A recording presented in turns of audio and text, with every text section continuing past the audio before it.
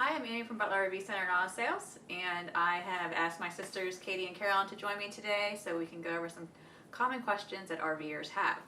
I brought them in because I think between the three of us we've all done different styles of camping, had different campers. What camping do you do, and who are you camping with? Well, I camp with my husband and my 4 kids, and we have done, I think, all different kind of camping between campgrounds, staying in friends' driveways, and then also in Walmart parking lots as we're driving through someplace. And with the friends' parking lots, like my in-laws, we go there a lot and stay in their driveway. We have it kind of set up where we can plug in to their electric. We did a hookup last time so we can dump our septic as well. And then the other friends we go to in Florida, they bought the house and it had that all set up, so we can easily pull in there, hook up, and we're good to go. So I'm similar. I've got 4 kids and camp with my husband and my dog, and a lot of times we'll have my in-laws with us as well, and we pretty much do campgrounds, Walmart parking lots. I don't have any friends, so we don't go anywhere. At least ones I'll let you park outside their house. Not that want us there. And then I don't have any kids, but I have 2 dogs. So I have almost 140 pounds of dogs that travel with us. And a husband. Well, and my husband, yeah. Priorities, dogs first, then my husband. We typically just travel to visit people. We've done a couple campgrounds here and there, but we're more into visiting friends.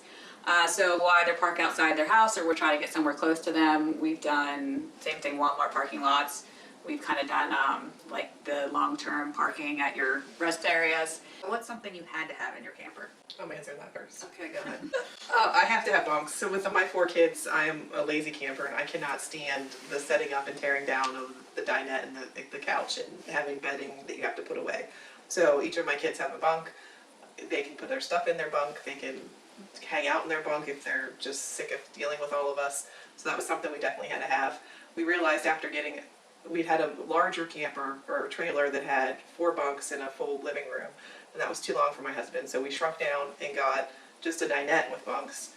And we realized that was too small because having 6 of us in a camper, especially as my kids were growing, it was just not enough space. So you have a really cold spell or a really rainy weekend when you're trying to be camping and you can't really be outside, and now you're stuck inside all sitting around a 6-person dinette, and we were pretty squished and not enjoying ourselves as much.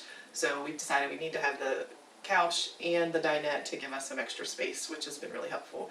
And also the toilet. My husband likes to have a certain size toilet. His legs can't be too, they've got to be just the right height. So that's something that's important when we were looking for a camper.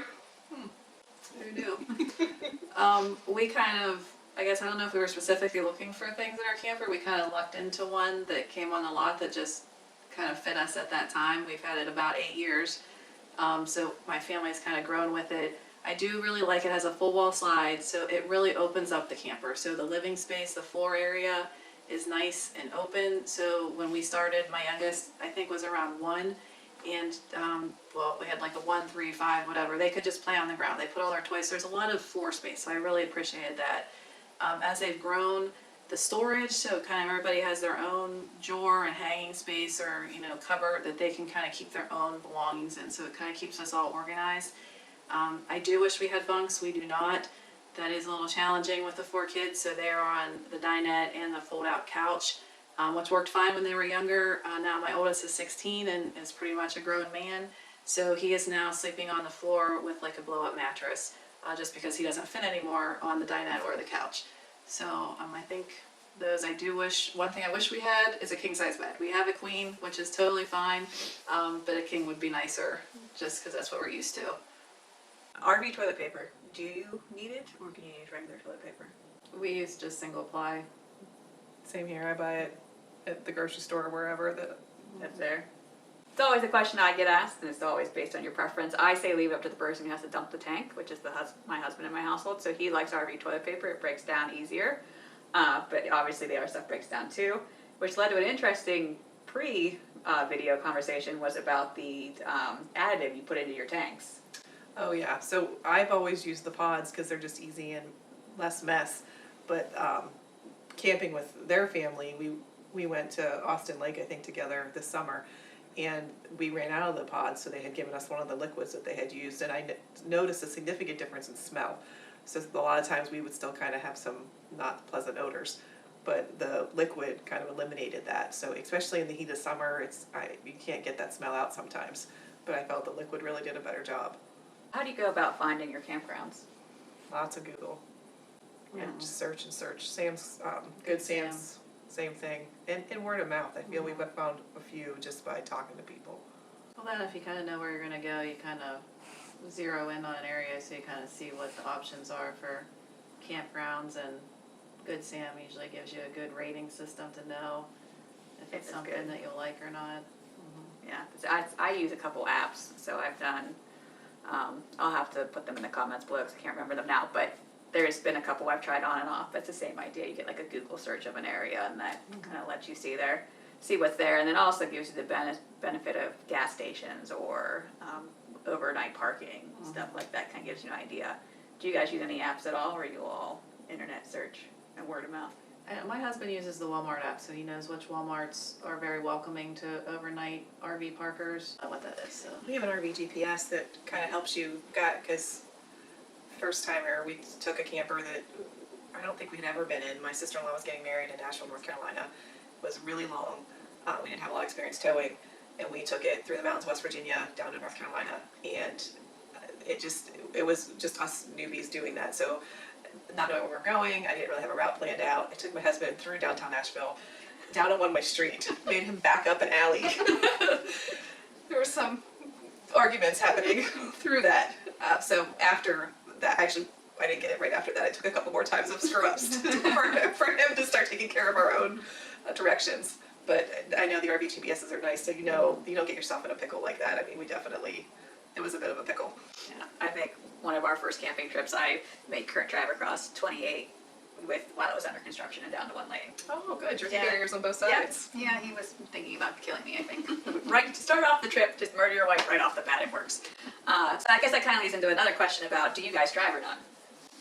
I do drive. It makes my husband nervous, but I do drive. When we went and lived in Jackson, Florida, for about 4 months, we took a fifth wheel down and had a pickup truck, and I drove through the mountains of West Virginia, which are always somewhat exciting. So that definitely gave him a couple of excitements. But and still now, when he gets tired, I'll drive so that we can just keep going and get to the destination instead of having to stop or just keep it moving. I do drive too. My husband really enjoys driving, so he usually does the majority of the driving, but I get to every once in a while.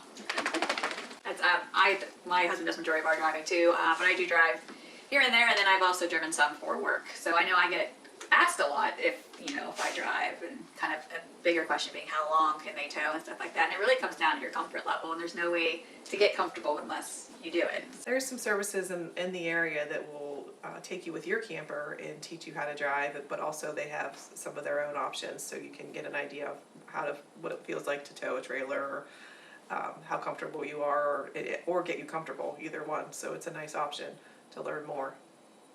And don't be afraid, you can do it. What's some more memorable, whether it be horrific or funny stories you have about camping? We were parked at that wonderful campground in Florida on the beach, and we rode bikes and we walked on the beach and we're just enjoying it, and we're like, okay, let's go get something to eat. And we couldn't find the keys to the car, so we ended up having to call a tow. Well, we wanted to get keys made. They had to take the vehicle to the dealership, and it was just a huge, expensive fiasco. He came back with the extra set of keys, and we're starting to put bikes away to go eat, and my son's like, Dad, look what I found!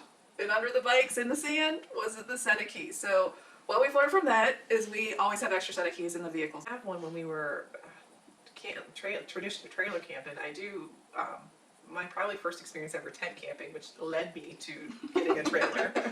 My husband's family always tent camped every summer. That's what they did in their tradition, which was fun. So as we got engaged, he talked me into going, and they tent camped at Assateague on the beach in the sand, in the sun. Not a fan. Next morning when you wake up and it's already 85 degrees in your tent and your face is stuck to your pillow and there's sand in all kinds of unmentionable areas, I decided we were never going to tent camp again. So from that point on, we've pretty much always had a trailer or something to keep me off the ground, and apparently I'm also very much a prima donna. So we've established that a couple times today. Well, I think we all like having a bathroom. Oh, That's the biggest thing. And I think growing up, we went in campers, like either travel trailer or motorhome. So, Or on bed, a real bed. yeah. Yes. Well, I think that covers everything. Any last words of wisdom? I don't think so. I really enjoy camping in a camper. It's nice to have all your stuff. Your kids have all their stuff. You have your food. I think it makes it easy With a traveling. family of 6, it just makes it really expensive to get, because we need 2 hotel rooms almost, or some type of special suite. So being able to have our own unit that we can bring in, we have all our own food, so we don't have to eat out. I mean, don't get me wrong, we eat out some too, but your breakfast, your lunch, those meals, you have all that food, snacks, right at your fingertips. It just makes it a lot easier. All right, well, thank you guys. If you guys have any other questions, you can send them over to us, either call, message, or email, and we'll get you an answer as soon as we can. For work or play, we'll make your day. At Butler RV Center and Auto Sales.